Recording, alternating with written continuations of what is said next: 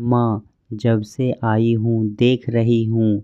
वह आगे कुछ बोलती कि तभी आवाज़ आई। रुचि भागकर आई तो देखा राजन को बिस्तर पर पड़ी चाकू पाँव में लग गई थी और खून निकल आया था।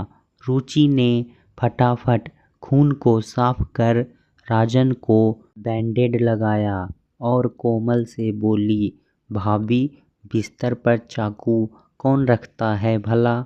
यह तो अच्छा हुआ चाकू पैर में ही लगा, वरना कहीं और जगह लग जाता तो सोचो क्या होता। रही हूँ तुम घर के कामों में ही लगी हो, 2 घड़ी बेटी के पास बैठने की फुर्सत नहीं है तुम्हें?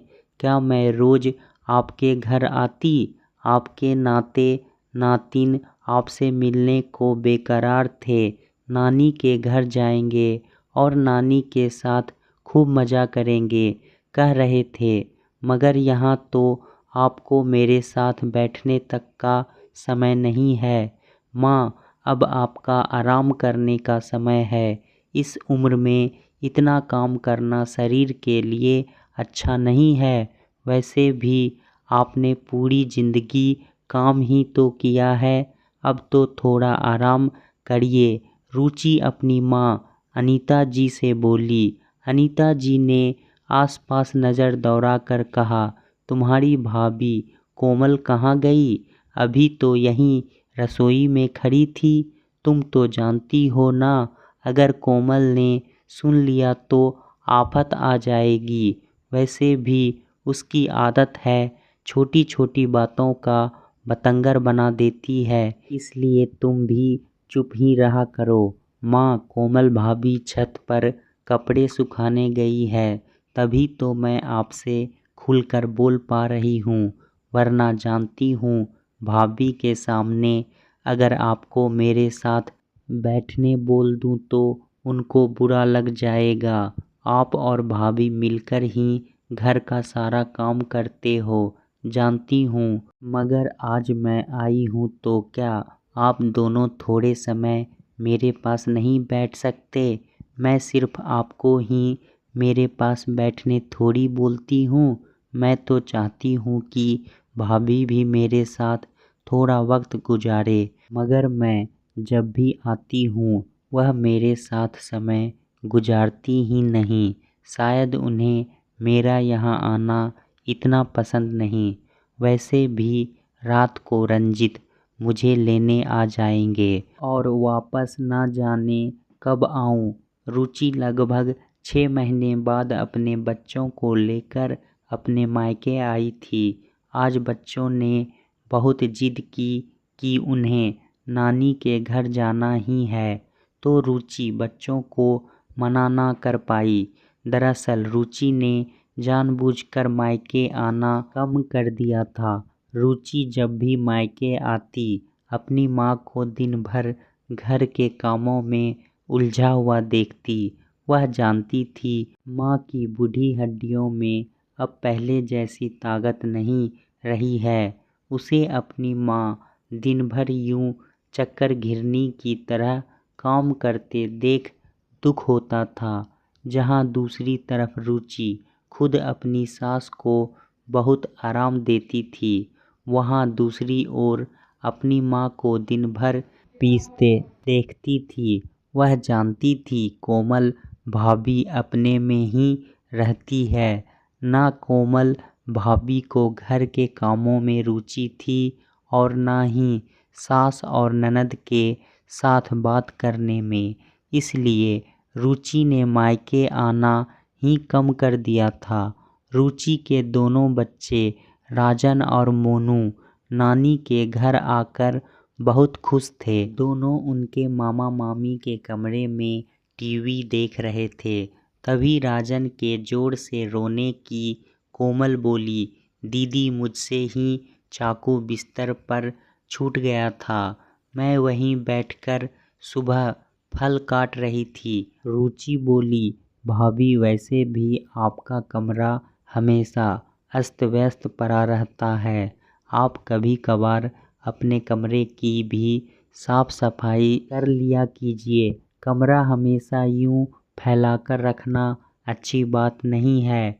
बस रुचि के इतना कहते ही कोमल भाभी गुस्सा होकर बोली, दीदी कहना बड़ा आसान होता है, जो काम करता है वही जानता है।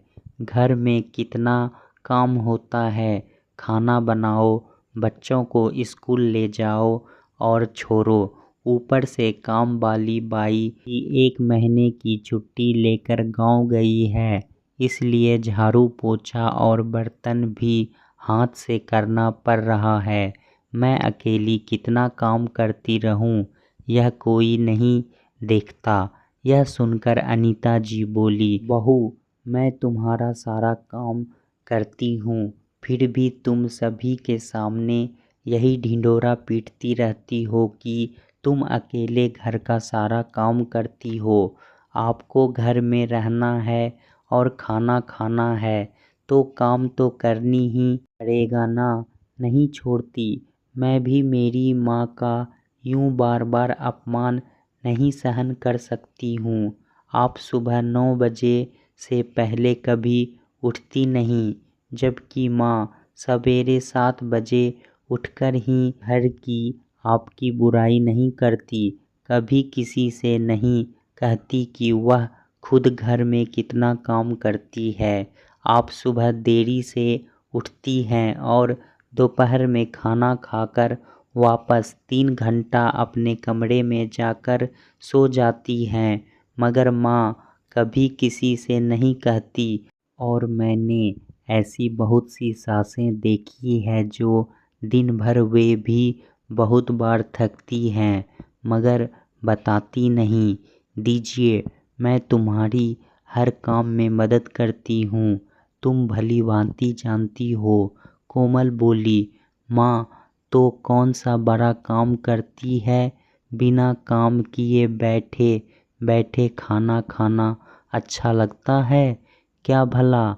कोमल को इस तरह अपनी माँ से बात करते देख रुचि को बहुत बुरा लगा। रुचि बोली, भाभी यह कोई तरीका नहीं है माँ से बात करने का। मेरी माँ को मैंने बचपन से काम करते देखती आई हूँ और अब इस बुढ़ापे में भी काम करते ही देख रही हूँ। माँ आपके बच्चों को तैयार करने से लेकर घर का सारा काम कर लेती है, फिर भी आप माँ को ताने देने का कोई अवसर कामों में लग जाती है। सुबह सुबह पानी भर देती है, फिर सभी का चाय नाश्ता तैयार कर देती है, दाल और चावल भिगो देती है, आटा गूँथ देती है। फिर बताइए, आपको उठकर क्या इतना काम होता है। काम वाली बाई तो अभी छुट्टी पर गई है, वैसे तो हमेशा वह रहती है। आपको काम करने में आलस आता है, इसलिए आप अपना कमरा अस्त व्यस्त रखती हैं और सबसे कहती फिरती हैं कि आप दिन भर अकेले काम करती हैं। वह तो माँ ही है जो कभी बाहर जाकर पर भी आप माँ पर ही इल्ज़ाम लगाती हैं कि खाना खाना है तो काम करना ही पड़ेगा। तो भाभी आपको बताए देती हूँ, यह मेरी माँ का भी उतना ही घर है जितना कि आपका। आराम करती है और उनकी बहुएं घर का सारा काम अकेले संभालती है, मगर फिर भी कभी शिकायत नहीं करती, क्योंकि वह जानती है कि सासों ने उनकी उम्र में बहुत काम किया है। अब घर की जिम्मेदारी उनकी है, मगर माँ ने तो कभी भी आपकी शादी के बाद आप पर घर की पूरी जिम्मेदारी अकेले नहीं सौंपी। हमेशा आपको बराबरी में घर के कामों में मदद की है और कभी आपकी तरह काम करके गिनती नहीं की। वह अलग। माँ का मानना है कि काम करने से शरीर स्वस्थ रहता है। कोमल गुस्से में बोली, बस करिए दीदी, आप हम दोनों सास बहू के बीच मत ही बोलिए। जितना कम बोलेंगी उतना फ़ायदे में रहेंगी। बेहतर होगा आप अपना घर देखिए और मायके में अपनी दखल अंदाज़ी करना बंद कर दीजिए। माना हो अपनी भाभी से ऐसे शब्दों का उम्मीद नहीं थी। वह अपनी माँ के लिए बोले गए शब्दों को सहन नहीं कर पाई, इसलिए बोल पड़ी। अपने लिए भी उसे ऐसे ही शब्द सुनने मिले। वह तो बस यही चाहती थी कि कोमल भाभी इस बात को स्वीकार करे कि इस बुढ़ापे में भी माँ कितना काम करती है। हर जगह बस अपना गुणगान ना गाया करे, और वह भी झूठा गुणगान। माँ जब इतना काम करके भी मुँह से उफ तक नहीं करती, तो भाभी तो आधे से ज़्यादा वक्त अपना सोने में ही गुजार देती है। अपना कमरा तक ठीक से साफ ना होता था उनसे, इसलिए तो आज रुचि बोलकर बुरी बन चुकी थी। रुचि कोमल भाभी के इसी रवैये की वजह से वैसे भी मायके कम आती थी, मगर आज इतना कुछ सुनने के बाद रुचि का मन ही खराब हो गया था। रुचि उदास होकर अपने घर लौट आई थी, मगर भाभी के तीखे शब्दों को भुला ना पाई थी। रुचि बस अपनी माँ को ही फ़ोन कर बात कर लेती थी। उस घटना के बाद कोमल भाभी ने ना रुचि को फ़ोन किया और ना ही रुचि ने कोमल को। वहाँ अनीता जी भी उदास सी रहने लगी थी। घर की बेटी और बहू में महीनों से बातचीत बंद थी। उन्होंने सारी बात बेटे कुणाल को बताई। कुणाल बोला, माँ, रुचि को क्या ज़रूरत थी कोमल को कुछ कहने की? कोमल ने गलत क्या कहा है? रुचि को अब अपना घर देखना चाहिए। यूँ मायके में आकर दखल अंदाज़ी करने की क्या ज़रूरत थी? अनीता जी समझ गई कि कोमल ने कुणाल को कुछ और ही बात बता रखी है, इसलिए कुणाल कोमल की तरफदारी कर रहा है। कुणाल भी कोमल का ही साथ देने लगा। यह देख अनीता जी बोली, बेटा, आज तू भी 2 बच्चे का पिता है। तेरे भी एक बेटा और एक बेटी है। सोच, कल के दिन अगर तुम्हारे दोनों बच्चों के बीच कुछ गलतफहमियां हो जाए तो तुम उसे सुलझाने का प्रयत्न करोगे या नहीं? कुणाल बोला, हाँ माँ, ज़रूर करूँगा। तो बस मैं भी वही कर रही हूँ। अनीता जी बोली, रुचि इस घर की बेटी है और तुम्हारी पत्नी ने उसे कड़वे शब्द कहे हैं।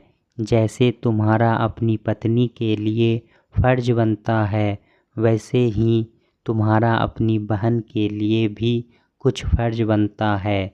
कुणाल को अपना भाई होने का फ़र्ज याद आया और वह बोला, माँ, मैं कोमल को समझाने का प्रयत्न करूँगा। हो सके तो बोलूँगा कि वह रुचि दीदी से माफ़ी मांग ले। अनीता जी बोली, बेटा, रुचि अपनी भाभी से माफ़ी थोड़ी मंगवाना चाहती है। वह तो बस चाहती है प्यार के 2 शब्द जिससे उसका मायका बना रहे। हर बेटी बस यही चाहती है कि मायके में उसका सम्मान बना रहे, उसकी यादें बनी रहे। बेटी अपने ससुराल में कितना ही खुश क्यों ना हो, मगर वह अपना मायका कभी नहीं भूलती। आज उसे कितना बुरा लग रहा होगा कि इतने महीनों में भाई और भाभी ने उसे एक फ़ोन तक नहीं किया।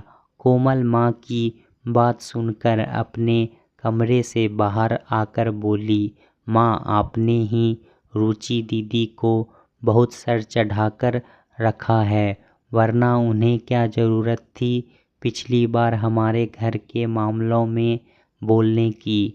उनकी शादी हो चुकी है, वे अपना घर देखे। यहाँ हम सास बहू के रिश्ते खराब करने का हक उन्हें किसने दिया? मैं कोई फ़ोन दोन नहीं करने वाली, कहकर कोमल वापस अपने कमरे में चली गई। 3 दिन बाद कोमल अपने मायके जाने वाली थी। बच्चों की गर्मियों की छुट्टी होने वाली थी। अनीता जी को भी रुचि की बहुत याद आ रही थी, मगर जानती थी अगर वे रुचि को यहाँ बुलाएगी तो कोमल गुस्सा हो जाएगी, इसलिए चुप रहती थी। कोमल बहुत खुश होकर मायके चली गई और यहाँ छोड़ गई माँ की तरसती आँखों को, जो अपनी बेटी को बुलाना चाहती थी मगर बहू की वजह से बुला नहीं सकती थी। रुचि अनीता जी से रोज़ फ़ोन पर बातें कर देती ताकि माँ को अकेलापन महसूस न हो। 5 दिन ही हुए थे कि कोमल मायके से वापस आ गई। अनीता जी भला कैसे पूछती कि क्या हुआ है? वे कोमल के गुस्से से डरती थी। कोमल का चेहरा उतरा हुआ था और वह बुझी-बुझी सी लग रही थी, जैसे उसके मायके में कुछ अनहोनी हुई हो। एक दिन अचानक अनीता जी रुचि को घर आया देख चकित रह गई और बोली, रुचि तुम यहाँ अचानक कैसे? रुचि बोली, कोमल भाभी का फ़ोन आया था। माँ आपको नहीं मालूम क्या? कोमल ने खुशी से रुचि का स्वागत किया और बोली, रुचि दीदी मुझे माफ़ कर दीजिए। इस बार जब मैं मेरे मायके गई हुई थी और मैंने मेरी माँ को भी इसी तरह दिन भर काम करते देखा तो मुझसे रहा ना गया और मेरी भाभी ने इसका गलत मतलब निकाल दिया और मेरी भाभी ने मुझसे गुस्से में बात की। तब जाकर मुझे समझ आया कि एक अच्छी ननद कभी भी अपनी माँ और भाभी के भले के बारे में ही सोचकर उसे कुछ कहती है, जिसे भाभी गलत मान लेती है। मेरे साथ भी यही हुआ।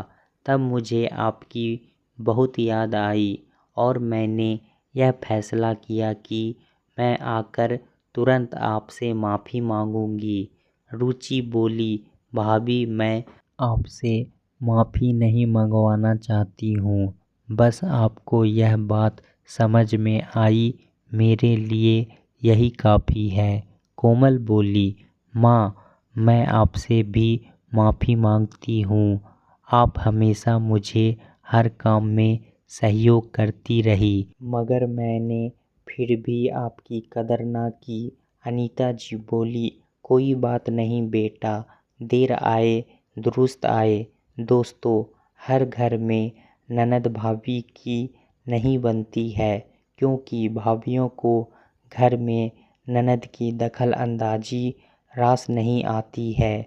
अगर मायका प्यारा हो तो किसी भी बेटी को अपने मायके में दखल अंदाजी नहीं करनी चाहिए, तभी वह अपने मायके में सम्मान पाएगी।